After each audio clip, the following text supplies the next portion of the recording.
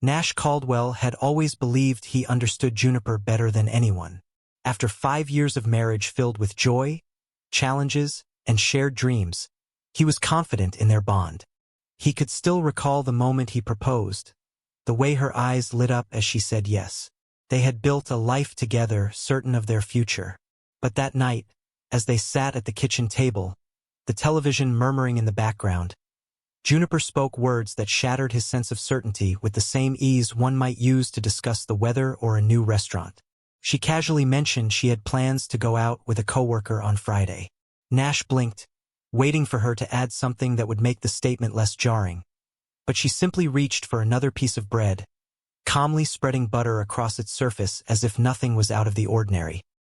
He needed a moment to process, to convince himself that perhaps he had misheard or that she was joking. Yet the way she avoided his gaze, keeping her focus on her plate, sent an uneasy feeling crawling up his spine. "What?" he asked, his voice remarkably steady despite the turmoil within him. Juniper finally looked up, and for the first time, Nash noticed something unsettling. A careful calculation in her expression, as if she'd been anticipating this exact reaction. "It's just dinner. It doesn't change anything between us," she said lightly, her tone far too casual. "I love you. This doesn't affect our marriage." Nash studied her, searching for a crack in her composure, but she appeared completely at ease, as though she truly believed this was normal. His fork lay untouched on his plate, his appetite gone, his pulse hammering in his chest, yet he refused to let her see the impact of her words. Juniper likely expected anger, an explosion of emotion, an ultimatum, but Nash was not that predictable. If there was one thing he had mastered, it was restraint when it mattered. Taking a slow breath, he exhaled deliberately, his mind already made up. If this was a game, he would not be the one to lose. A small, almost indifferent smile curved his lips as he lifted his glass for a sip of water. "I see," he murmured. Juniper's breathing hitched, barely noticeable, but enough for Nash to catch. That alone confirmed his suspicion. She wasn't seeking permission. She was searching for a reaction. The silence between them stretched. Juniper feigned nonchalance, poking at her food, but Nash watched her with unwavering patience. "Well," he continued, keeping his tone light, "maybe I should go out with someone too, just to see what it's like." For the first time, Juniper's composed mask slipped. Uncertainty flickered across her face, her fingers, steady just moments before, now trembled slightly as she gripped her fork. She blinked rapidly, processing his unexpected response. "You met someone?" she asked, striving for indifference but failing. Nash merely shrugged.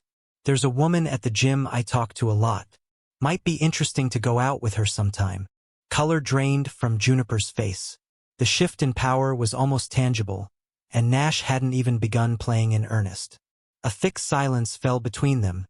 The confidence with which she had proposed this idea now wavered.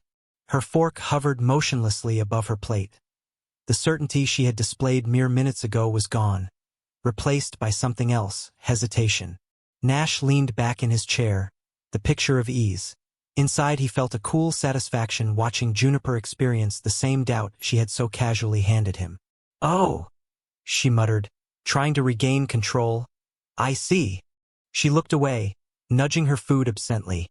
But Nash saw the way her leg shifted beneath the table, a nervous tic she was trying to conceal. "Is that a problem?" he asked, his voice smooth. Juniper let out a short laugh, shaking her head.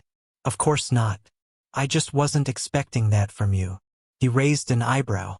"Funny," he said, folding his arms. "I wasn't expecting this from you." This time she didn't laugh. His words had landed exactly as intended, cutting through her forced lightness.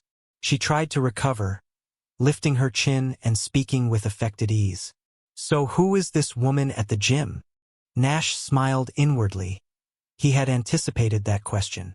More importantly, he recognized what it meant. Juniper was no longer masking her interest. Before, she had framed this conversation as a modern, open concept to explore together, free from emotion. Now, the mere mention of another woman had her on the defensive. "I'm not sure it matters," he replied, dabbing his mouth with a napkin. If it doesn't change anything between us, I don't see why details are necessary. Juniper laughed again, though tension lined her face. So it's real? You're actually going out with her? Nash tilted his head slightly, observing her reaction. You're the one who suggested we explore this, right? She opened her mouth, but no words came. For the first time that evening, Juniper was speechless. The air between them was thick with unspoken truths. The confidence she had displayed when setting this plan into motion was now slipping away. This was no longer a test of Nash's reaction. It had become something entirely different, something she hadn't foreseen. Nash had seen all he needed to see. He already had his answer. Juniper had never expected him to go along with this. And more importantly, she now realized she stood to lose something she had always taken for granted. Without another word, Nash finished his water, placed the glass down, and rose from the table. Good night, Juniper. She remained seated, watching him leave with a distant expression, and in that moment Nash knew the power had shifted. In the days that followed, everything between them changed. The house, once filled with easy conversation and familiar routines, now carried a weighty silence. Nash carried on as if unaffected, following his usual schedule, leaving for work and returning at the same time each evening. But the unspoken tension between them lingered louder than any argument ever could. In the beginning, Juniper brushed it off as just a phase. She convinced herself that Nash was only pretending to be indifferent, trying to make her back down. But as time passed, it became clear that he wasn't pretending. If anything, he grew more distant and unpredictable. The first moment of true unease struck her on a Wednesday morning. She was sipping her coffee when she noticed Nash standing in front of the hallway mirror, fixing his collar. It wasn't the first time she'd seen him do this, but something about the way he checked himself over, ran a hand through his hair, and examined his reflection twice felt different. Then he picked up his phone and smiled. A strange tightness formed in Juniper's chest. For the first time, she felt a fear she had never associated with Nash before, the fear of losing him. She attempted to push the feeling aside, but the image of him at the mirror haunted her all day. Who was messaging him? Had he actually met someone else? That evening, as they sat on the couch watching TV, she tried to sound casual. You seem happier lately. Nash didn't take his eyes off the screen. He simply smiled slightly. Do I? She crossed her legs, forcing a light tone. Yeah, like you've been busy. This time he turned to look at her, his gaze assessing. It was as if he were measuring her words, deciding how much she truly understood. Then, in a calm voice, he responded, Yeah, I guess I've been using my time better. A shiver ran down Juniper's spine. Over the next few days, she watched Nash more closely.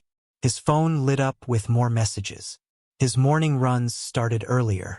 One evening, he came home from work and went straight to the shower, humming a tune she didn't recognize. Then, on Friday morning, as they sat at breakfast, he casually mentioned, I'm going out tonight. Juniper's hand froze with her coffee cup midway to her lips. Oh. She worked to keep her voice neutral. With who? He didn't hesitate. That woman from the gym. Felt like a punch to the stomach. Her mind raced for something to say, a way to redirect the conversation, to regain control, but there was nothing to be said. Nash was simply following the very rule she had set in motion, and suddenly she wasn't sure she wanted to play anymore. That night, while Nash got ready without a care, wearing a shirt she barely remembered, his cologne lingering in the air, Juniper felt the full weight of her actions. He didn't ask about her plans, didn't show the slightest concern over her supposed date with a coworker. It was then that she realized the cruel truth. She had never intended for this to be real.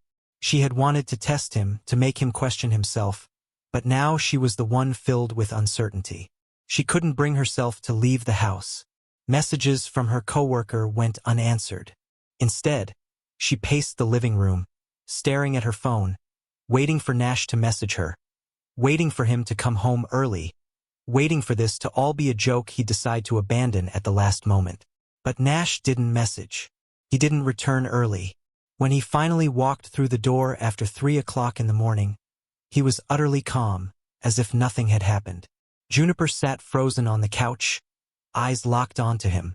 "How is it?" she asked, her voice weaker than she intended.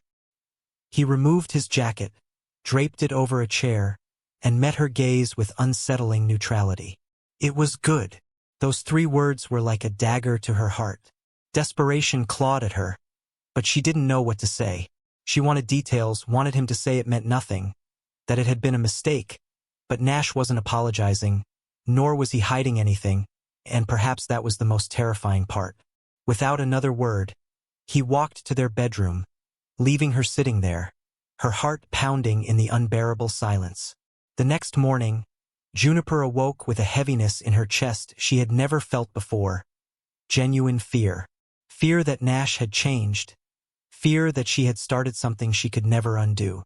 When she entered the kitchen, she found him drinking coffee, scrolling through his phone as if the world hadn't just shifted overnight. He didn't look up, didn't acknowledge her presence. She cleared her throat, forcing a light tone. "You got home late." "I did," he replied simply, without looking up. His indifference only tightened the knot in her stomach. She pulled out a chair, watching him, searching his face for hesitation, for any sign that this was still a game, but Nash wasn't pretending. He was simply done. "Nash," she whispered, her voice betraying her vulnerability. "What are we doing?" He finally lifted his gaze, studying her for a long moment. Then, with a calmness that sent a chill down her spine, he asked, "You tell me. After all, this was your idea, wasn't it?" A lump formed in her throat. I didn't think you'd actually go through with it." Nash let out a quiet laugh, one that held no amusement. "What did you expect? That I'd beg you to change your mind?" She tried to speak, but he continued, "I've been thinking a lot, Juniper, about what it means that you suggested this in the first place, about what that says about our marriage." Her heart pounded. "Nash, I made a mistake, okay?" He didn't flinch. "You did." A silence stretched between them, thick with all the words she wanted to take back. She wanted to tell him it was all just a mistake, that she never should have suggested something so reckless, but deep down she knew it was too late. Nash stood up, rinsed his coffee cup in the sink, and turned back to her with a final devastating sentence. "Thank you for showing me who you really are." Then he walked out of the kitchen. Juniper sat frozen, the panic in her chest growing unbearable. A few minutes later, when she found the courage to enter the bedroom, she saw them, the divorce papers signed. Her world shattered in an instant. She leaned against the door frame, watching in horror as Nash pulled his suitcase from the closet. The sound of the zipper slicing through the silence made it all feel terrifyingly real. Driven by sheer desperation, she stepped forward. "Nash, please." Her voice wavered. She forced a smile, but it came out wrong, like a plea. "This went too far. I forgive you for going out with her. Let's just forget about everything. If you forget what I said about dating someone else, I'll forget what you did. We can start over." Nash paused, gripping the suitcase tightly. When he looked at her, there was no hesitation, only finality, and she realized with a sinking heart that he wasn't afraid of losing her. She was afraid of losing control. A quiet, humorless chuckle escaped him. "I don't need your forgiveness, Juniper. You've taught me something these past few days, and now I know I deserve better than this." With that, he picked up his suitcase, grabbed his keys, and walked out. The sound of the door locking behind him was the last thing Juniper heard before silence swallowed her whole.